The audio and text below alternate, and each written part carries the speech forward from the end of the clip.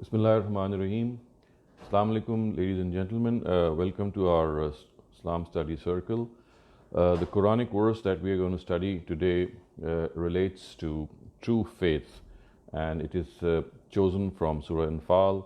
The verses are verse 2 to 4, and they read as إنما المؤمنون الذين إذا ذكر الله وجلت قلوبهم وإذا تليت عليهم آياته زادتهم إيمانا وعلى ربهم يتوكلون الذين يقيمون الصلاة ومما رزقناهم ينفقون أولئك هم المؤمنون حقا لهم درجات عند ربهم ومغفرة ورزق كريم.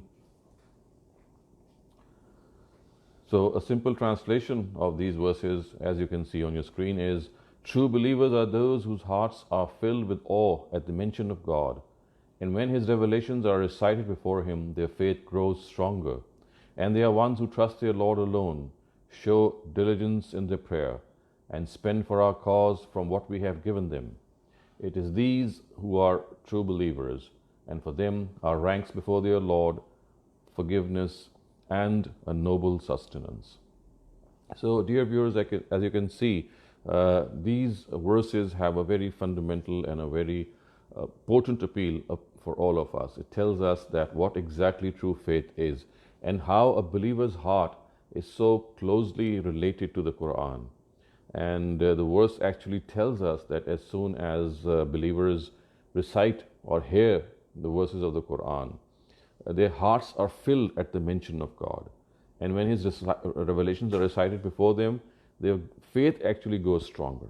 So this basically is a very strong motivation for us, that whenever we feel that God is being mentioned before us and that His recitations and revelations are being recited before us, we grow in faith. Why?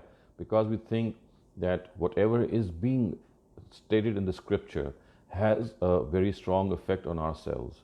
We have found our God through our intuition, but that relationship with God has cemented, has bolstered with our connection with the Quran, and then through the Quran we have reached God. And because we find that our prayers are fulfilled, we find so many favors of our God all around us. If we keep counting our blessings, we just cannot count them and list them. So we need to understand that one of the most important and one of the most potent ways to remember the Almighty is to always acknowledge His favors.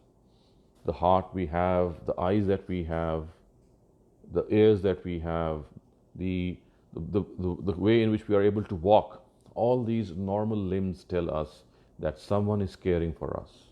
And then it's not only our own body, it's the environment around us. It's conducive to our own well-being.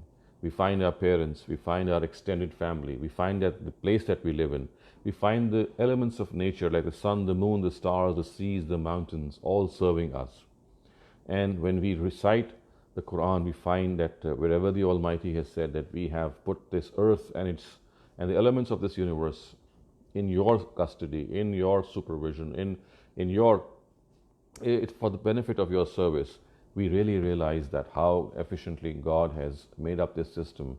And it is here that these verses says that زَادَتْهُمْ إِيمَانًا وَعَلَىٰ رَبِّهِمْ يَتَوَكَّلُونَ, that when we hear these verses of God and when we find the mention of God before us, our hearts are filled with awe. And awe, of course, here means the awe that comes out of tremendous respect for the Almighty. It's not the awe which actually makes us have fear of the Almighty to the extent that we dread Him. It's not the fear that is being talked about here. The word awe is actually something which springs from our heart because of tremendous respect for someone, because of the fact that we know that the person that we are in touch with, that the person that we are in contact with, or the being that we have given ourselves to is someone who is looking after us. He is taking care of us in the minutest of details. And there are so many areas and there are so many instances in which we see that we are being taken care of God. We think that there is an invisible hand who is nourishing us And then we also see that at times our plans don't materialize. At times what we planned ends up in a total fiasco. And it is here that we need to see the hand of God. Because He has stopped our plans to materialize simply because He wanted something else to materialize. He wanted to guide us. He wanted to present us in a way that we are not, we don't think that we are not being taken care of. And then you see the verses go on to spell out certain other attributes of the believers. They say, الَّذِينَ يُقِيمُونَ الصَّلَاةَ وَمِمَّا رَزَقْنَاهُمْ يُنْفِقُونَ.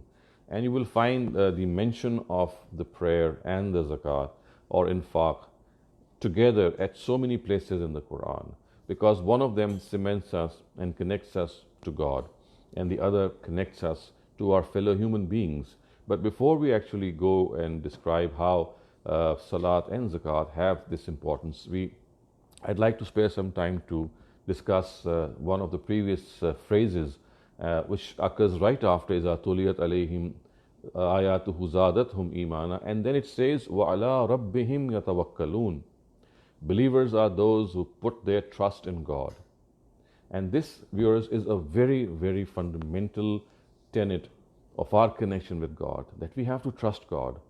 Because even if there is something which might feel that He is perhaps left us alone, or perhaps He has left us in a quandary or in a difficulty, we have to realize that the Almighty, through all His attributes, is actually looking after us.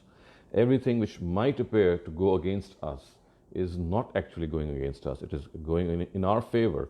It's just a question of realizing that at times God stops your plans to succeed for your own betterment, because there is some good hidden in that. And we as human beings at times fail to understand the good. And it is here that we need to trust God. It is here that we need to understand that there is another scheme of God which has prevailed over our own scheme. And because of the fact that God's scheme is superior, it has to have some good hidden for us, and we might not be realizing that. And there are so many instances which come in our lives, which in hindsight, whenever we look back, we find out that if we took certain decisions and those decisions did not materialize, and future events proved that it was good that it did not materialize, because it would have been disastrous for us. It would have been devastating for us. So this makes us increase our faith in God, because we know that He is someone that we have to trust.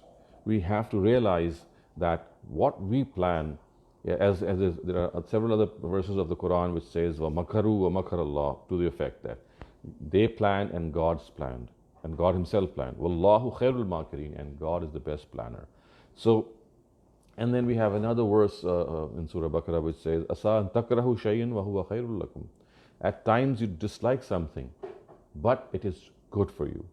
وَأَسَىٰ أَن تُحِبُّوا شَيْءٍ وَهُوَ شَرٌ لَكُمْ. And at times you like something and it is bad for you. وَاللَّهُ يَعْلَمُ وَأَنْتُمْ لَا تَعْلَمُونَ. God knows and you do not know. Which in other words actually means that we have to trust God for things that might be seemingly not very reflective or not very conducive of what we actually think.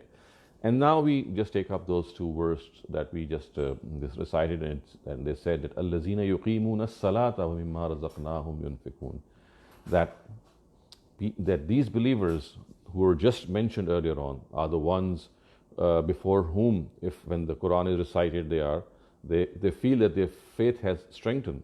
زَادَتْهُمْ إِيمَانًا. So they are the ones who are there. They are diligent in their prayer. And when it is said that they are diligent in their prayer, it actually means that they really take a lot of interest in their prayer. It's not just a routine thing for them.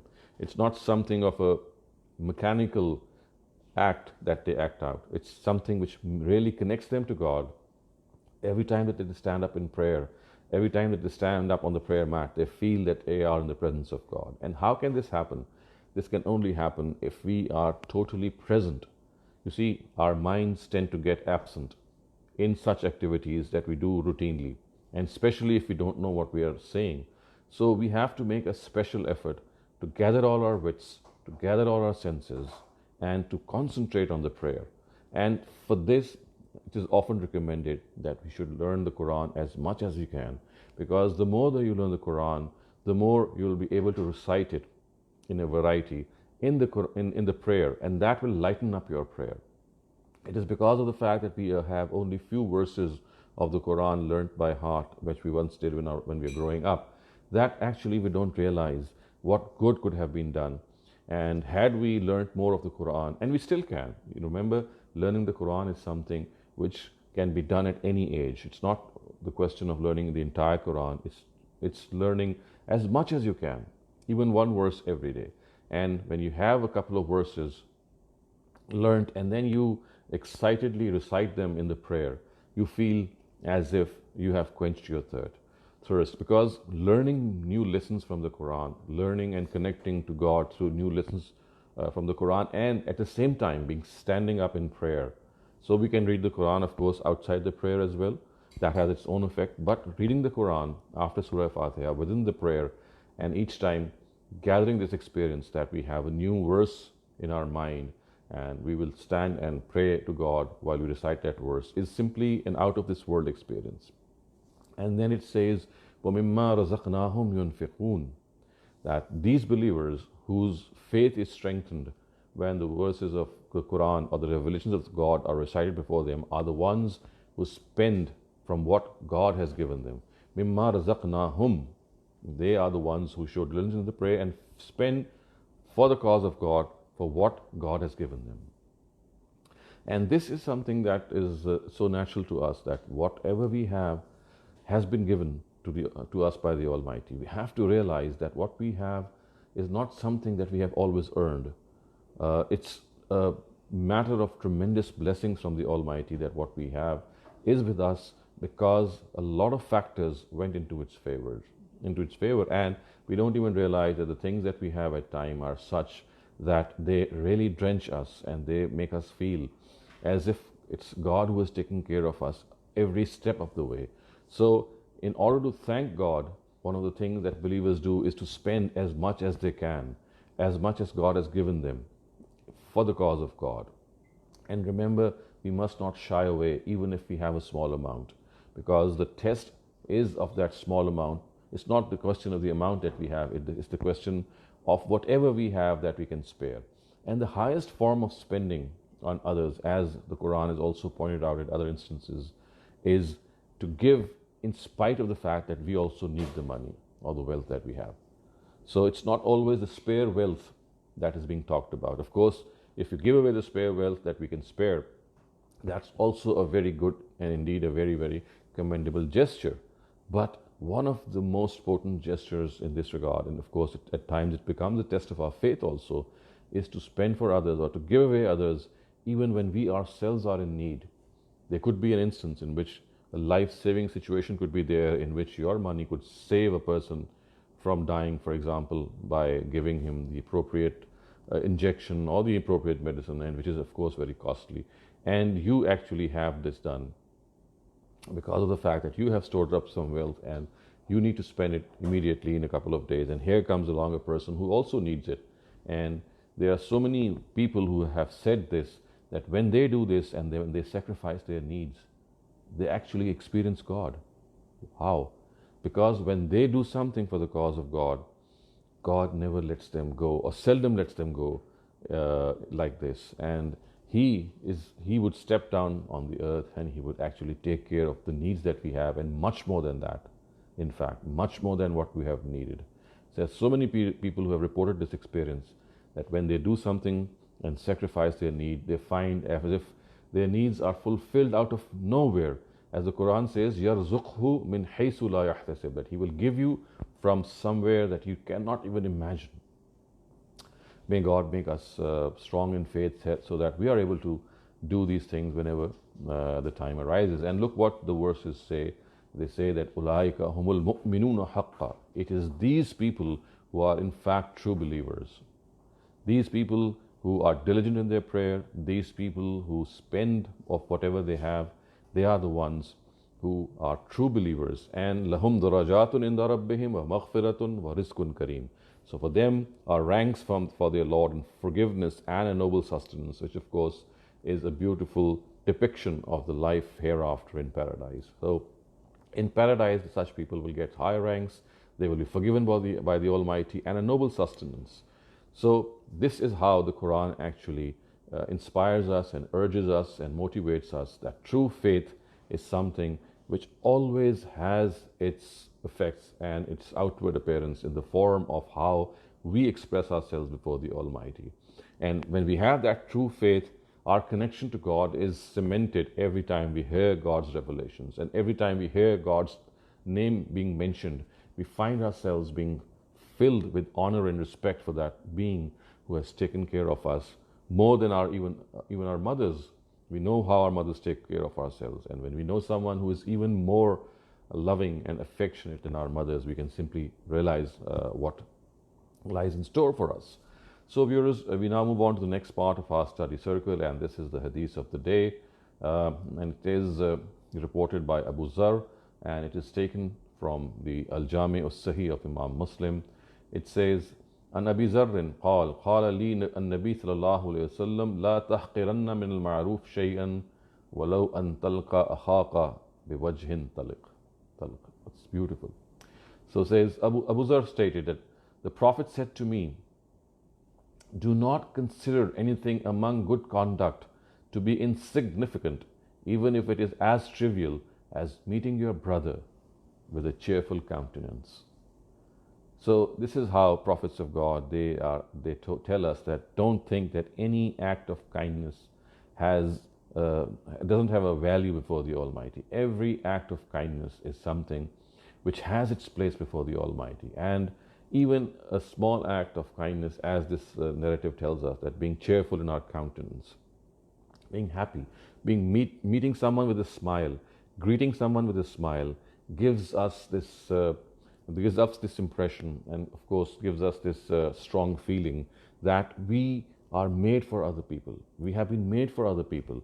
When we meet people in a way that we smile at them, at times it makes the day of that person. You never know the person that you are encountering.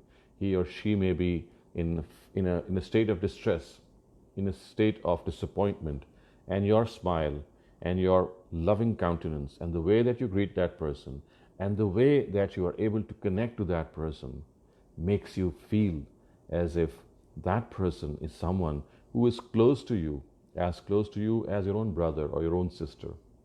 So don't ever devalue any act of kindness that you can do. Very small acts of kindness, they do have a very significant role in the life of others, because it might be something very trivial to us, but on the other hand, it could have been something very, very telling on the person that we meet. So we have to find out for ourselves, find out various instances, find out various areas in which we can make a meaningful contribution in the life of others.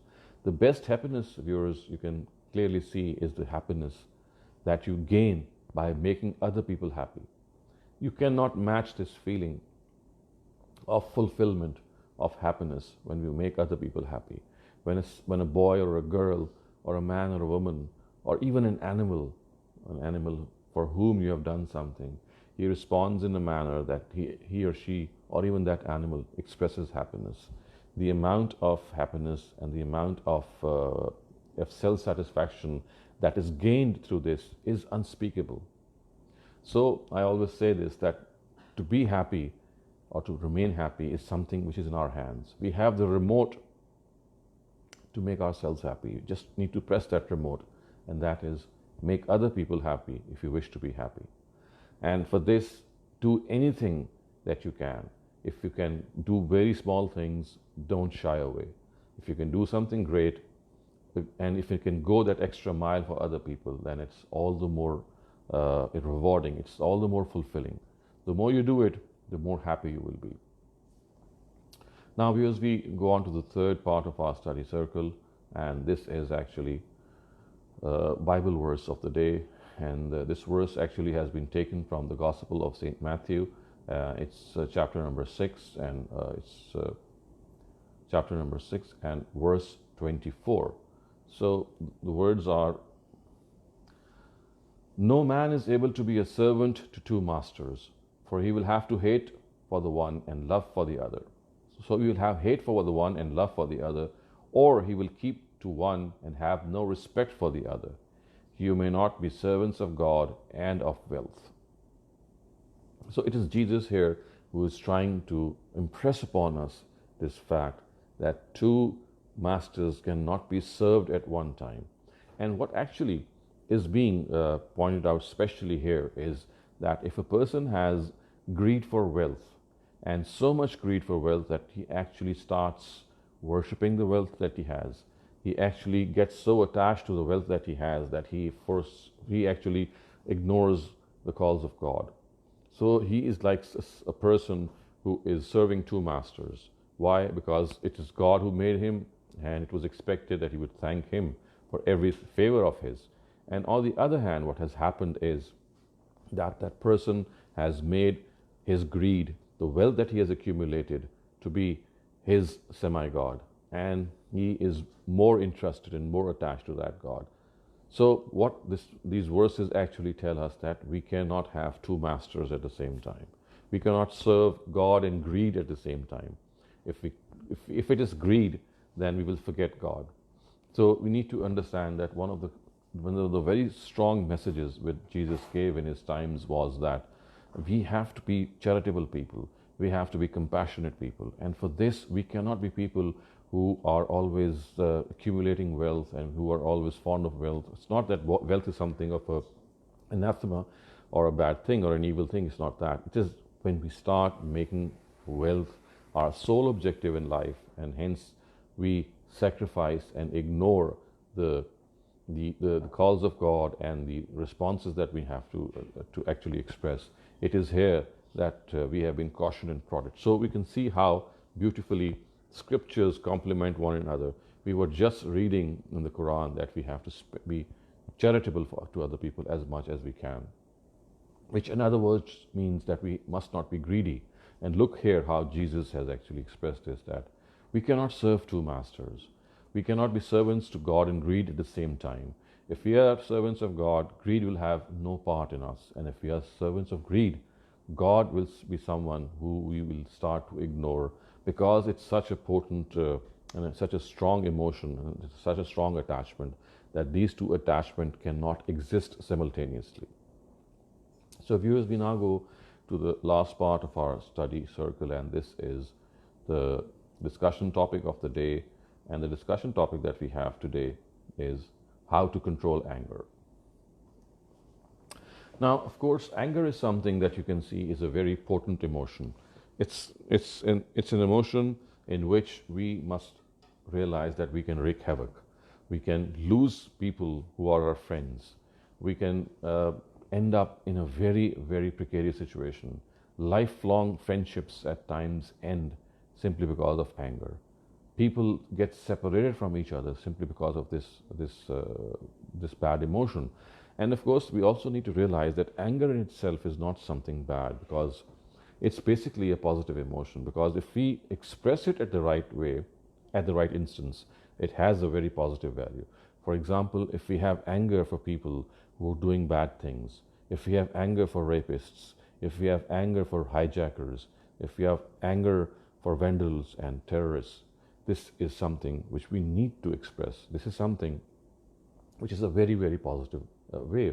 For a person who is not angered when injustices are done in life, how can he be expected to be a good person? So it's not anger which is a bad thing. It's the expression of anger in the wrong way that is a bad thing. So we have to channelize our anger. The first thing that we need to realize is that in its anger in itself, or extreme emotions in themselves, they have a lot of effect on us. We can use them in a positive way to accomplish something. For example, if we think that someone is being subjected to harm, subjected to injustice, then we can channelize that emotion of anger and hate that has arisen in us to help that person come out of that situation, to help that person be in a situation such that he or she is not in that particular problem as far as it is possible for us. So there are a couple of suggestions that I can make as far as anger management is concerned. So there are a couple of long-term measures and there are a couple of short-term measures. So as far as short-term measures are concerned, the biggest thing that is important is that we have to delay our reaction. The more we delay our reaction, the more we will be more sane in expressing whatever need to do as regard to situation. So in order to delay our reaction, there are a couple of things that we can do. That's, for example, we change our posture immediately. If we are sitting, let us stand. If we are standing, let us sit down. And then leaving that place, that room in which we had become angry because of a certain situation or a certain person, leave that place. Leaving that place also actually gives you time to react. So it's just a question of buying time to react. Drink a glass of water. Again, that will delay the reaction. Start taking deep breaths and suggest to yourselves these sentences, these calming sentences. I will not get angry. I will not express anger. And this, of course, has an effect. And even if all of this fails, then you can have a physical release. And that physical release is just pick up some bat or some heavy object and start hitting it to a pillow or some soft thing. Of course, it's not recommended to really break things, but then breaking people's heart or breaking people's bones is something much worse than doing what I've just suggested. So physical release is also something that when intense emotions build up and you really feel like maybe hurting that person, it's better to hurt a pillow or a sofa or anything by a bat that you have. And then we have these long-term measures. So these long-term measures are actually in which, again, you suggest to yourselves that anger is something that is going to really create a lot of problems. So one of the ways to overcome any bad habit, including this anger, is autosuggestion. So you plan in advance. You suggest to yourselves that whenever a situation arises in which I will get angry, or there is a chance that I'll get angry, I'll control myself. So in normal circumstances, you are suggesting certain measures to yourself. And don't think that this is an ordinary thing. When you seriously suggest these measures in normal circumstances, that I'll not get angry whenever the situation arises, whenever crunch time comes, believe me, when that time arrives, you get a flash of lightning or a flash of light in your head, and you are reminded of those sentences that occurred and that you had made that commitment. And here is the chance for you to capitalize, that you get a flash to stop.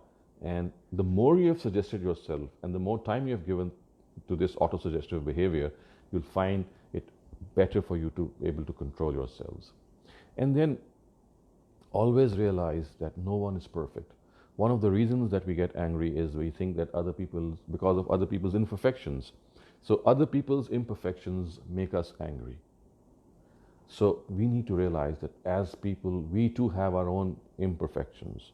And if we realize our imperfections, we will, of course, be people who are willing to forgive other people for their imperfections. And then in normal circumstances, you see, because of the fact that we are individuals who are always tense in our lives, so our threshold of anger is very near the surface. In order to push down that threshold of anger, we have to be relaxed individuals. And for this, we need to have a relaxed routine in life. We must exercise. We must talk to ourselves. We must give some time to ourselves in which we can really nourish and nurture ourselves. This will actually make us relaxed individuals. Even deep breathing is something which can be very helpful. And this will lower our threshold of anger because it gives us relaxation.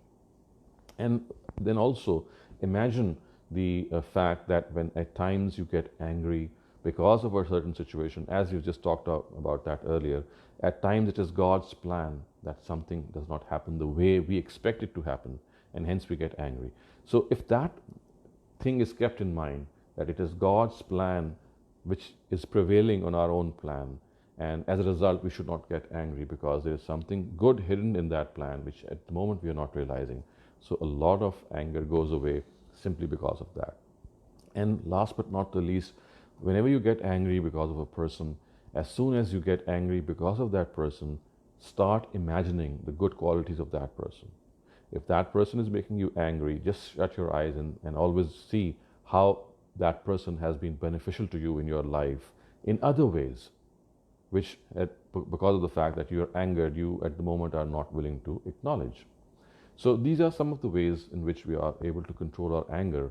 And if these long-term and short-term measures are not able to be are not becoming effective, and we still lose our anger and we still lose our cool, then remember we must apologize to whoever person we have shown our anger to. Come what may, if we have been rude, if we have been disrespectful, then we have to apologize to that person. We have to say sorry. At times saying sorry really makes us feel low, but remember, every time you apologize, it elevates you in the sight of God. Saying sorry is not easy. It's a very difficult thing, but we have to realize that it is something that we have to do because we have wronged someone, we have been rude to someone, we have shown disrespect to someone. And if this keeps happening, then another thing which can be adopted is that you penalize yourself by, for example, by allocating a certain amount of money at every time that you feel angered and you have done something wrong in spite of all those control measures, then you actually pay a penalty for that and keep collecting that money and then using it for the benefit of the person that you had actually harmed or wronged. This again is a deterrent. It's a practical way which has worked at times, because if the amounts that you penalize yourself are large, of course, you always think that it's not always possible for you to empty your pockets. So these are some of the practical measures that we have suggested. And last but not the least, let's also not forget what the Prophet has reported to have said once, and he has said that a strong person is not the one who actually defeats the other person in a brawl or in a fight, but a strong person is the one who controls his anger. So controlling anger is a strength and losing it is a weakness. So with these words, we come to an end to our study circle. So if you have any questions, kindly raise your hands and I'll just unmute your mic. So I have yes, please go ahead. I think it's called, the name that I see is Galaxy. I have unmuted your mic and you have to unmute it yourself as well.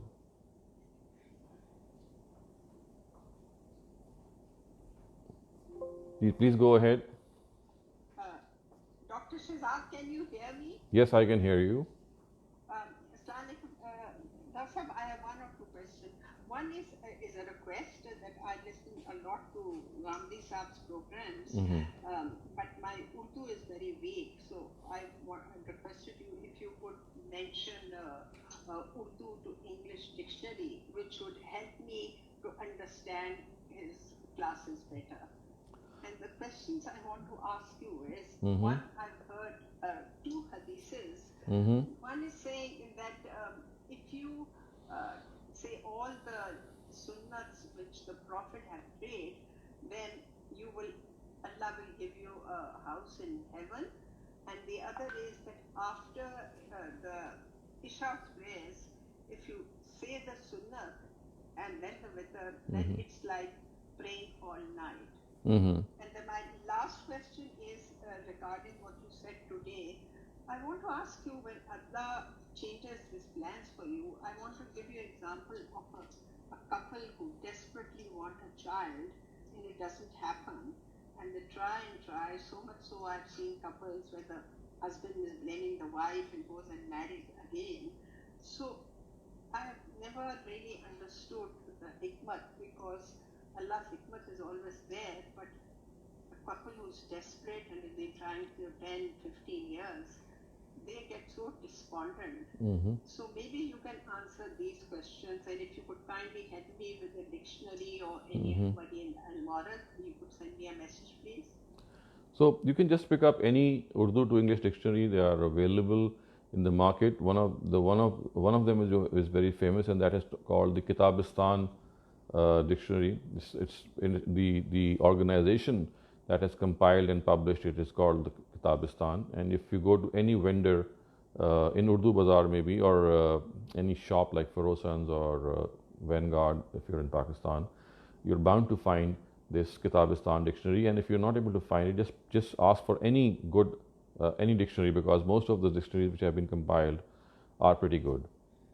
So as far as your questions are concerned, I have to remember them because you've asked the three of them. I remember the last one, and you talked about childless couples, and you talked about the test that they go through because of being childless.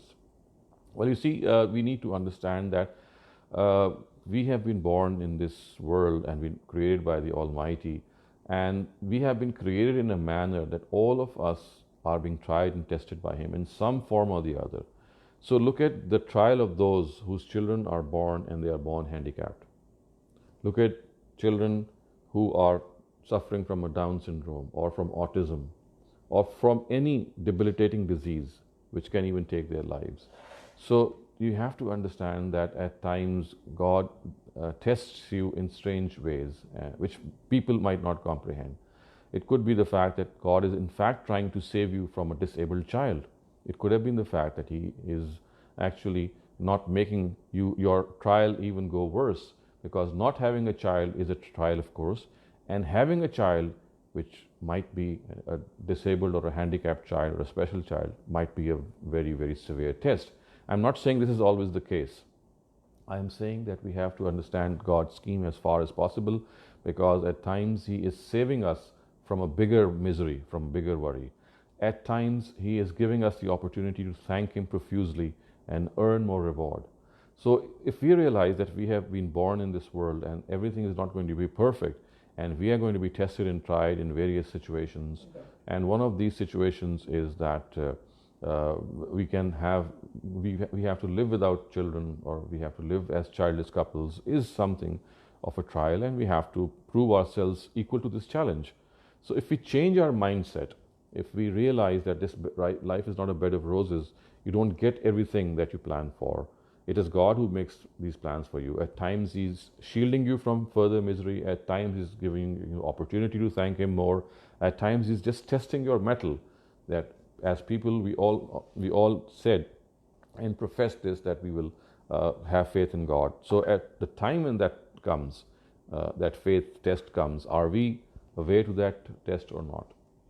So this is how I would view such people as childless couples are, and make them realize, and always refer them to the story of Moses and Khidr in the Quran. And you can read in Surah Kahf that how Moses at so many instances realized or thought that Khidr was doing something very bad, and when Khidr told him of the background of the fact that Hawaii is doing certain things, he was totally convinced. So we have to trust God here, that there's something which God wants us from us, that at that time we might not be realizing.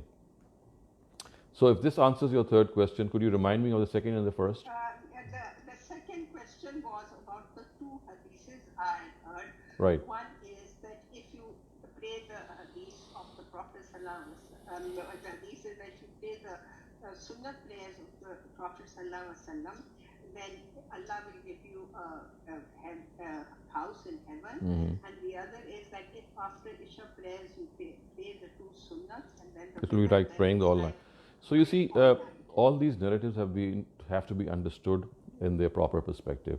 These narratives actually tell us that when we are in a position that God is going to make us eligible for heaven for other reasons, then small acts of kindness, of faith that we did are going to add to that reward.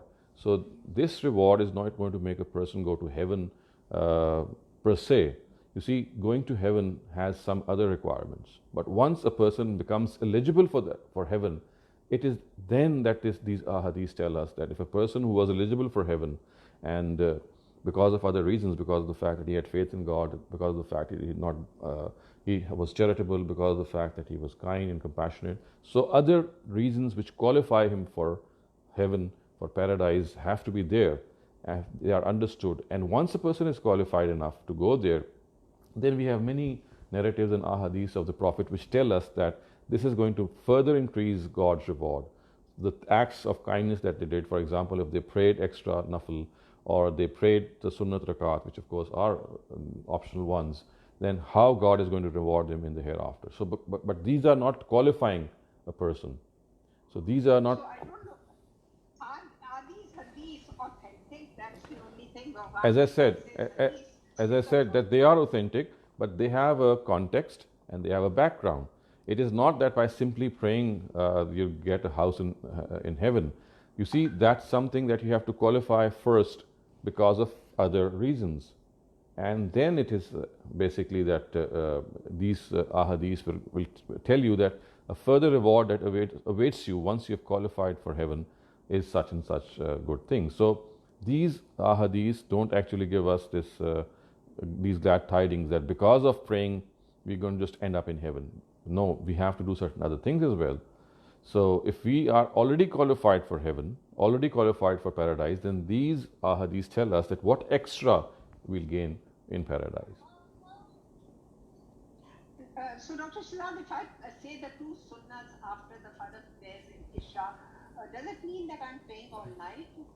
So you see, it's again, as I said, this is something which is a bonus which God gives for a person.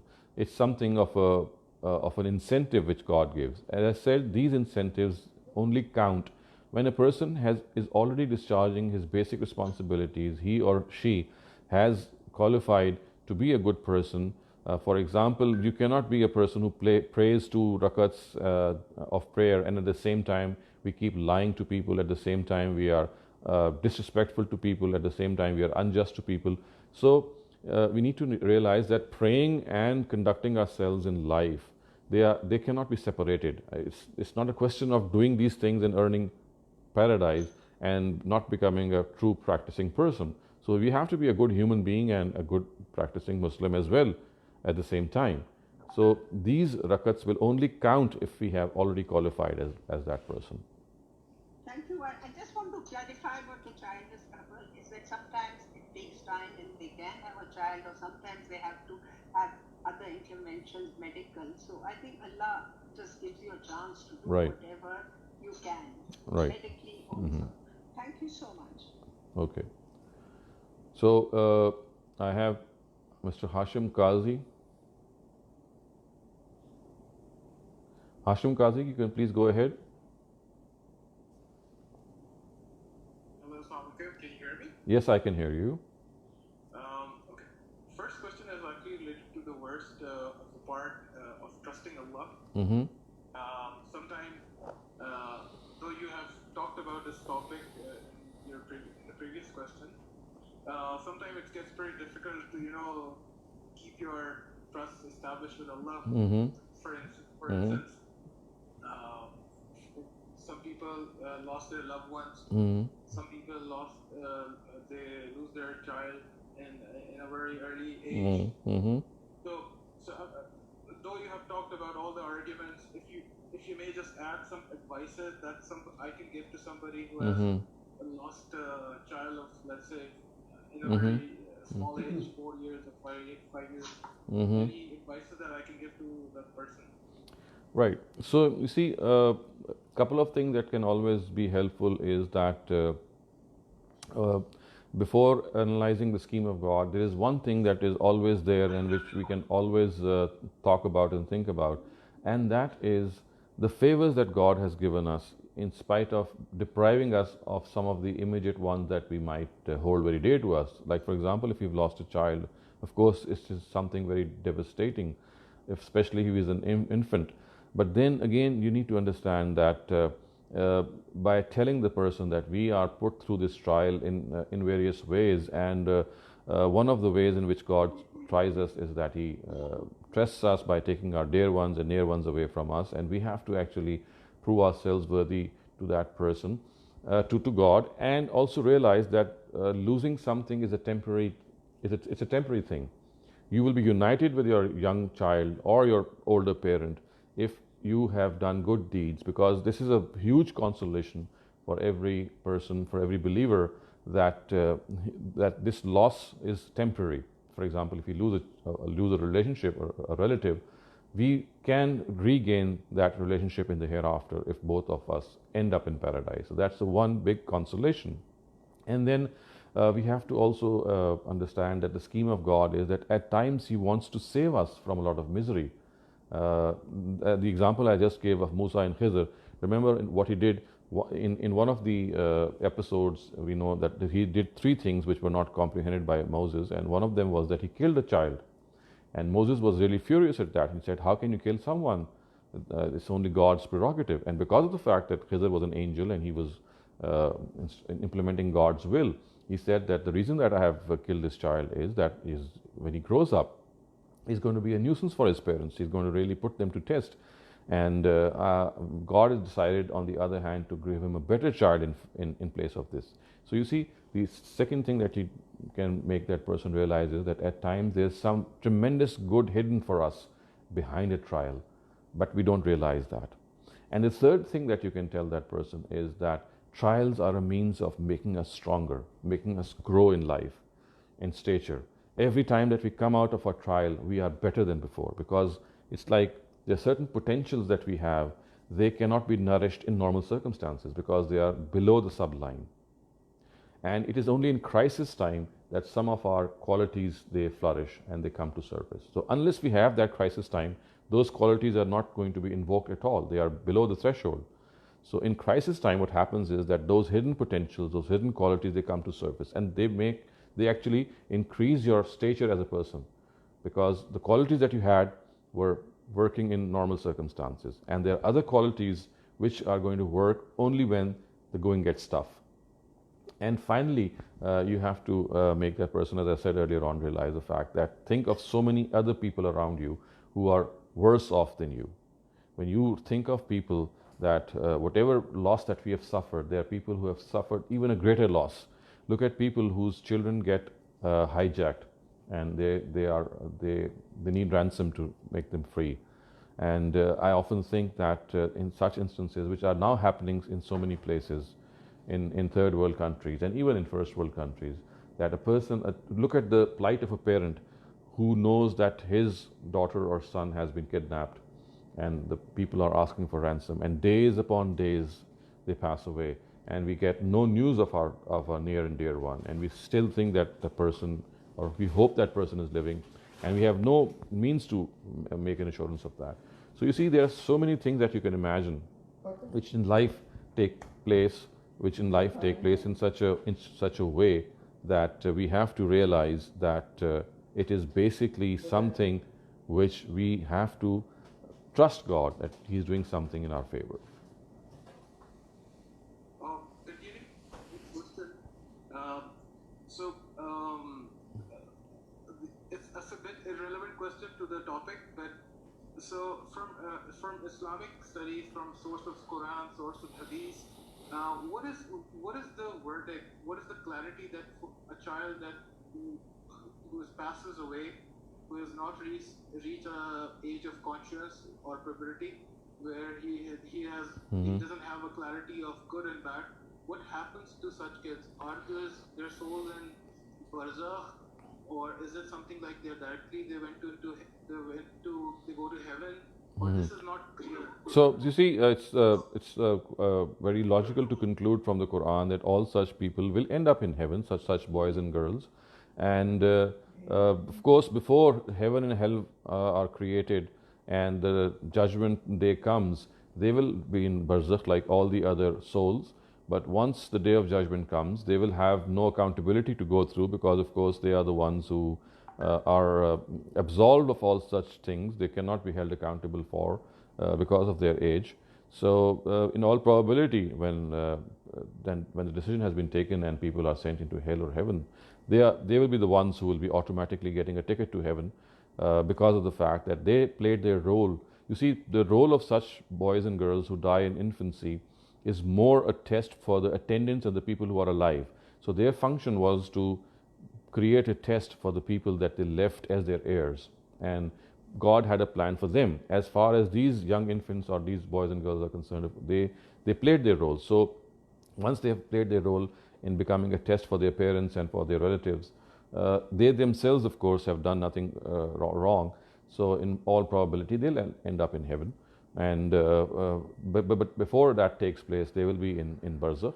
And remember that such instances are basically meant to test people who they belong to. So the function that they do is that they create an intense test for their parents, and now it is the test of the parents that they have to actually pass through. Sure, thank you. One last question related to the charity aspect. What I heard in some other parts of Quran, I don't have the verses or reference. The gist of the message was something like this: that whenever you're giving charity to people, also look into your needs as well, and don't just Right. give charity in all that you at the end you may be realizing, oh, you made it Right. made it a wrong thing. So Because Allah has put the other person in a specific position, so even if you give him a lot, still you cannot fulfill his needs. It's actually Allah who's actually responsible for fulfilling his needs. So actually the verse which you are referring to in part is found in Surah Bani Israel, where a long list of good things that we need to do is mentioned, and of course a long list of things that we should not do. And one of them is that we should not be such spendthrifts. It's not spending in charity, it's just keeping on spending on whatever comes your way, that whenever the time of charity comes, you feel as if you have no more left with you. So basically what we are told in that verse is that we should spend in a very balanced way, and we should not be spendthrifts, and we must not be stingy. We must adopt that golden mean, that in between line, because if we spend too much and the time comes for you that someone comes to you and he would like some help from you, and you have nothing to give away. So it's like saying that something that you had and you could possibly give to others, you had just wasted it away because of the fact that you didn't care for that. So that is something of a very important, and you can look up those verses of Surah Bani Israel. I think they are verses from 18 to 35. It's a chunk of whole verses, which tells us among various other things, the way that we need to spend the money that we have. Thank you. So I have Tahseen Wazir. Please go ahead. Assalamu alaikum. Wa alaikum salam. I have a question regarding the expression of anger. So sometimes we do come across that we express our anger at some of other people, is subordinate, and the aim of expressing the anger is to actually bring some good either in that person or for his in future. Right. And obviously that's going to hurt the person, but still we will be questionable for that type of expression as well. Well, you see, if it is meant to correct someone and your aim is to reform, then realizing the fact that your anger should remain in certain limits, it should not cross the limits, it should not be a means of abusing that person or talking in a bad way. For example, you can be angry and at the same time be respectful. And that is, for example, your anger it could be apparent from your expressions, from your face. It can be apparent by just expressing monosyllable words like yes, no, by not talking in a very friendly manner. This conveys a message to that person, and at the same time remaining silent also.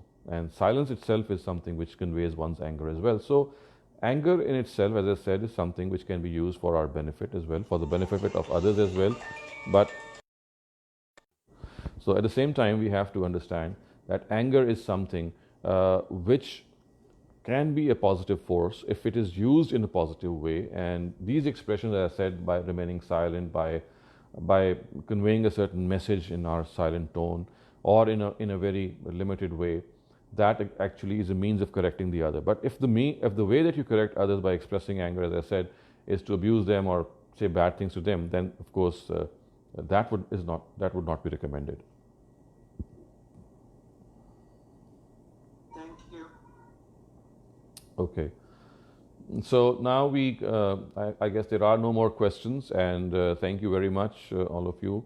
Inshallah, we will be with you again next Saturday at the same time. Until then, it is Khuda Hafiz.